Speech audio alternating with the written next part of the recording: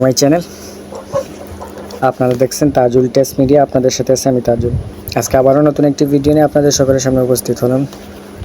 আজকের ভিডিওটা হলো যে গুগল ড্রাইভে আপনারা ফটো অ্যান্ড ভিডিও এবং সকল প্রকারের ডকুমেন্ট কীভাবে লুকিয়ে রাখবেন। অর্থাৎ লুকিয়ে রাখার মতলব হলো এই জায়গার মধ্যে যে গুগল কিন্তু আপনাদেরকে একটা 16 GB মেমোরি দিয়ে দিয়েছে। আপনি চাইলেই কিন্তু গুগলের মধ্যে আপনার ফটো অ্যান্ড ভিডিও রাখতে পারেন। অর্থাৎ আমাদের গ্যালারিতে যে সকল ভিডিও রয়েছে অ্যান্ড ফটো রয়েছে সেই সকল ফটো কিন্তু আমরা গুগল ড্রাইভে রাখতে পারি। ধরুন আমাদের ফোনটা চুরি হয়ে গিয়েছে কিংবা আমরা একটা নিউ ফোন কিনেছি, তার জন্য আমাদের গ্যালারিতে কিন্তু নতুন গ্যালারির মধ্যে কিন্তু সেই পিকগুলো ফিরে পাবো না। আর আমরা যদি আমাদের যে একটা গুগল অ্যাকাউন্ট রয়েছে এবং গুগল ড্রাইভ রয়েছে সেই গুগল ড্রাইভের মধ্যে যদি সেই ফটো অ্যান্ড ভিডিওগুলো লুকিয়ে রাখি, তারপর যদি আমরা নিউ ফোনের মধ্যে আমাদের সেই অ্যাকাউন্টটা লগ ইন করি, তাহলে কিন্তু আমরা এই গুগল ড্রাইভ থেকে কিন্তু পিকগুলো সহজেই পিক আপ করতে পারবো। তো আজকে দেখিয়ে দিব কীভাবে গুগল ড্রাইভে আপনারা পিক অ্যান্ড ভিডিও লুকিয়ে রাখবেন। তাহলে চলুন শুরু করা যাক ভিডিওটি। সর্বপ্রথম কী করবেন, আপনাদের ফোনের যে গুগল ড্রাইভ নামে একটি অ্যাপস রয়েছে সেই গুগল ড্রাইভটি আপনারা এখান থেকে ওপেন করবেন।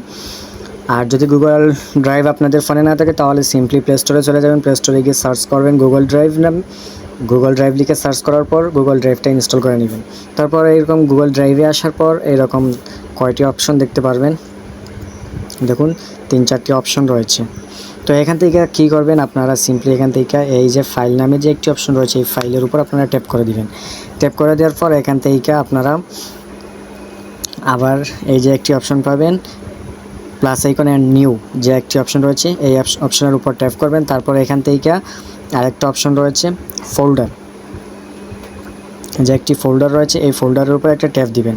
ফোল্ডারের উপর ট্যাপ দিয়ে আপনারা একটি ফাইল ক্রিয়েট করে নেবেন। এখান থেকে আপনাদের মনের মতো একটা ফাইল ক্রিয়েট করে নেবেন। আমার অলরেডি ফাইল ক্রিয়েট করা রয়েছে, তা আমি এখান থেকে আর ফাইল ক্রিয়েট করব না। ফাইল ক্রিয়েট করা হয়ে যাওয়ার পর এখান থেকে আপনারা আবারও এই যে প্লাস আইকনটা রয়েছে প্লাস আইকনের উপর ট্যাপ দিবেন। তারপর এখান থেকে যে আপলোড নামে যে একটি অপশন রয়েছে এই আপলোডের উপর একটা ট্যাপ দিবেন। আপলোডের উপর ট্যাপ দিলে আপনাদেরকে এখান থেকে আপনাদের গ্যালারিতে নিয়ে যাবে।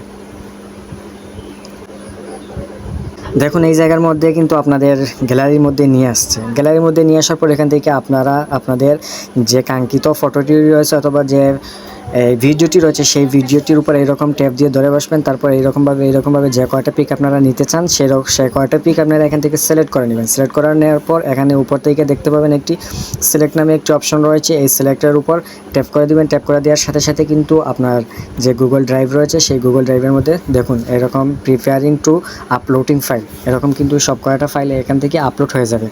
আর আপলোড হয়ে যাওয়ার পর কিন্তু এই জায়গার মধ্যে চিরদিনের মধ্যে কিন্তু আপনাদের ফটোটা এই জায়গার মধ্যে সংরক্ষণ হয়ে যাবে। আপনারা চাইলে পরবর্তীতে যে নতুন ফোনটা কিনবে সেই ফোনের মধ্যে এই ফটোগুলো কিন্তু নিয়ে যেতে পারবেন খুব সহজে।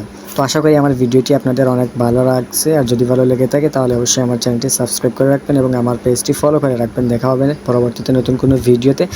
রাখ পর্যন্ত আপনারা সবাই ভালো থাকবেন, সুস্থ থাকবেন। আল্লাহ হাফিজ।